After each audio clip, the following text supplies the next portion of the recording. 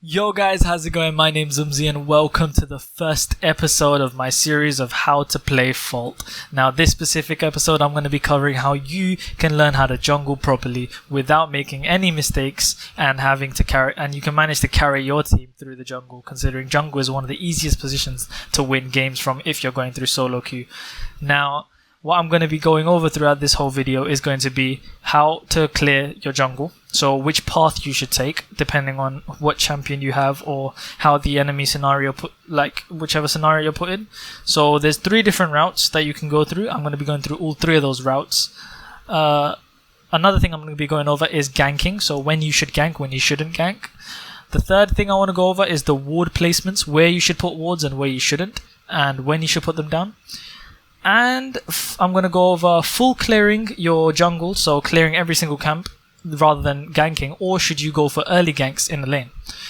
And finally I'm going to go over objective timings, so when you want to take prime, when you want to take raptors, etc. Now first thing I want to discuss is to do with ward placement and just your positioning. Now the reason why you can see my character or my hero going to stand right here is because it prevents the enemy team from being able to invade my jungle. So suppose the enemy team does decide they're going to come and take my red as their first objective, like a 5-man like gank, you could assume. Me standing right here gives me vision of them and it stops that from happening, and it allows my whole team to rotate to me if need be. Now the first thing when it comes to placing wards, as you can see on the map, my friend the Quang has actually put down a ward on my blue buff. This is because it prevents the enemy jungler from coming to my blue without me knowing about it. To start off, I want to start with red buff. This is because red buff will always give you a level 2 instantly. So for now, the route is always level 2. To get level 2, you go to your red buff, and then there's different options you can take from there. In this game, I end up taking the option of killing their mid lane or ganking their mid laner. This is because, as you can see, it is a Gideon. Now Gideon at level 1 has only his rock mostly, which means he is a very easy gank because he doesn't have his teleport or his slow. So what I end up doing is I end up rotating to mid lane and I end up killing or helping my mid laner kill the Gideon. Now this is huge because it gives both me and my mid laner an advantage in gold, and it gives my mid laner level 2. Now from here, what I decide is I can end up going for the enemy blue camp. This is because I know the enemy team has a Chimera who is always going to start a red camp. So he hasn't touched this blue camp yet. And I'm pretty sure, knowing how early this game is, no one's going to ward this blue side. So what happens is I end up taking the blue camp. And because I got my red camp and I got a kill mid or an assist mid, and now after getting this blue camp, I'll end up getting level 3 in the before 3 minutes have even passed. The reason why this is huge is because it gives you all your mobility and it gives you every single main ability that you need to do ganks before level 6 where you get your ult. Another thing I want to add is that I end up placing a ward in the enemy blue side. This is to show vision and help my mid laner know when he's about to get ganked, and also my off laner, and also me to know when the enemy Chimera is in the enemy blue side rather than my blue side. So carrying on with the route, we started with red, we went mid, then we went to the enemy blue, and now we're full clearing our red side. This is one of the 3 possible routes that you can take. Now, I'll go over the other 2 routes that you can take because I don't actually end up doing them in this game. The other 2 routes are, number 1, you can full clear your red side. So you take your red, then your 3 white camps. You go to your blue side and take your blue and your 2 white camps. This is a full clear in your jungle. After this point, you can start ganking. You should have level 3 and a bit more than level 3, maybe level 4, I'm not quite sure. This is really good if you know that the enemy jungler is going to be prepared on his blue, or if the enemy team seems to be somewhat missing, so you don't want to risk going into their jungle. The third route that you can take is go instantly to the enemy blue side after your red. So instead of going red, gank, and then blue, you just go red, blue, and then come back to do your white camps so you just ignore doing the gank. This is a bit slower, it doesn't give you as many levels, but this does ensure that you get out of the enemy area as soon as possible so you don't risk dying. Another thing is that always look at who you're versing. Over here, I know I'm versing a Chimera, so I'm definitely going to go in for the kill because it's an easy gank, he doesn't have any escapes, it's easy for me and my mid laner to get a kill out. So this goes more into the whole idea of ganking. When do you want to gank? First of all, you would always want to gank when you know the enemy is not going to have any escapes. For example, Gideon mid lane at level 1, we know he's not going to have any escapes. Another time you want to gank is when a person is more vulnerable. For example, Greystone.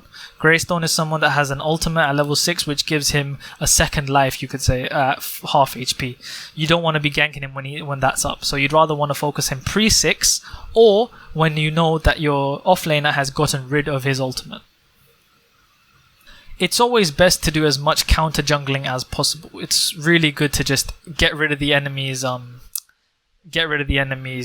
camps, because in this game so far I've not seen many people come to the other jungle, so not many people go to like enemy camps.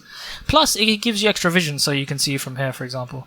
Now one thing I want to point out here is I end up using my affliction on the enemy minion, not only to steal the minion but also to make myself full HP again, which gives me the advantage in this fight. Now once you've realized that there's nothing else that you can do in any lane and there's no other camps for you to do, what you can either do is you can end up back. You can just back and take your shoes as your first item, or your storm quiver as your first item, or you can go back to your red if it's around 6 minutes to 7 minutes, and you can do that whole process all over again, because you will be able to tank this considering your junglers. Junglers can always survive under like pressure, considering we have affliction and we normally have tanky champions. I end up backing over here because I know I can sell my mana and my health pot in order to get both my wraps and my storm quiver, which is really good as a jungler. Because now I've got maximum maximum affliction damage, plus I am faster movement speed wise, which helps me gank. Now let's go over full clearing versus ganking early. Now one thing that I was normally always would love to do is gank as much as possible as a jungler, because as a jungler your job is to help your team get forward. Plus, as you can see now, because I was ganking so much and staying on the right side and the enemy side so far, it caused my blue side minions to end up being level 5, which means it's much more of an efficient way for me to farm my jungle, especially as someone like Severog, which gives me my siphon stacks much more easier. And level 6 is pretty easy. Now what I could have done here is go for my second white cam, but I can see that the enemy team is pushed up on left lane, so it's an easy gank, especially considering I have now got my ultimate. I end up coming here to try and save the Sparrow. We end up doing so. I accidentally missed my ult because of the Murdoch push, and I try body blocking as much as possible, and I end up tower diving a little bit because I know my team has the damage and I know I still have my escape. Unfortunately the Sparrow does end up dying in this position, but it's not that big of a deal because she did end up getting a double kill, I think, or she got at least, we ended up killing 2 of them for one of us to die. Plus the enemy support got the kill, not the enemy ADC, which is pretty huge. Now as you guys can see, I end up going back to the enemy jungler, and as usual I use my Storm Quiver. I accidentally missed the red buff, which is my initial intention, but it does let me still get some of my HP back, and I have a level advantage over this Chimera, meaning I'm going to win this fight no matter what he tries. Plus I've got my mid laner rotating either way. I would have gone in, but it's always good to have friends around. Now another thing I want to go over is the timings on objectives. Now this is pretty basic. At 10 minutes the raptors come up. You want to try and do these as fast as possible and hopefully give as many of these raptors to your ADC, because it's a very big help. Just remember they give you favors and gold, which is pretty huge, especially early in the game. If possible, even go for ganks during this time because it does force team fights, and if you're already ahead using the tactics and the routes that I've explained in the past, you should be able to win the team fight. Now after taking raptors, at 20 minutes prime is available. I'm not saying it's best to go in for prime at 20 minutes, but sometimes you can actually end up doing it if your whole team is near prime. And at 20 minutes it's normally a surprise to the enemy team, so no one really expects it. Just remember, you can always use your Storm Quiver or Affliction as an item to steal objectives, which means it's best to use them when there's 800-ish HP left on the objective. So if, for example, if the enemy team was taking raptors, I can just quickly run in and use my Storm Quiver to steal 800 HP, and it would give me the raptors despite their hard work, which is pretty huge. Now, final things I want to go over are white camps and when they come up, and red and blue camps when they come up. Red and blue initially come up at 1 minute 20. They respawn after 5 minutes, so they would normally come up around 7 minutes, depending on how long you take to kill them. Now, same with white minions. They come up at 120, and they normally spawn, I believe, every minute. One spawns every minute, up to a level 5 maximum. And yeah, that's pretty much majority of the basic jungle. I want to go over everything as a summary, just in case, the main 3 routes and everything. So the 3 routes you can take are, I'm going to say this really quickly. You can go from red to a gank, to enemy blue, to your white camps, to your blue white camps, and you full cleared. Or you can just full clear instantly and not go to the enemy side and not gank. Ganking, you always want to gank whenever you have the best opportunity to confirm a kill, whenever you know the enemy team doesn't have either an escape or they are vulnerable.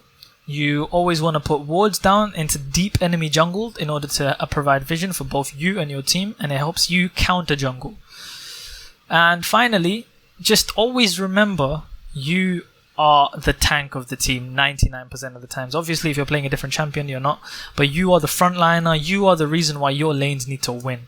Therefore, it's not best to gank a winning lane sometimes, because if the lane's already doing really, really well, there's no point of going there to gank and just kill again. Like, you'd rather help a lane that's losing and help him win, or help a lane that's going even and help them get the advantage over their enemy laner. But yeah, that's majority of everything. I want to really thank you guys for watching. I will be doing way more how-to videos on this channel. I'll be doing how to mid lane, how to off lane, how to do literally every lane. And yeah, thank you guys for watching. And I'll end it on this little 2v1 over here. I think my mid laner did end up coming to help, but I would have killed him anyway, I'm pretty sure. And yeah, thank you guys for watching, and subscribe if you enjoyed, like the video, comment down below what you want to see, and peace.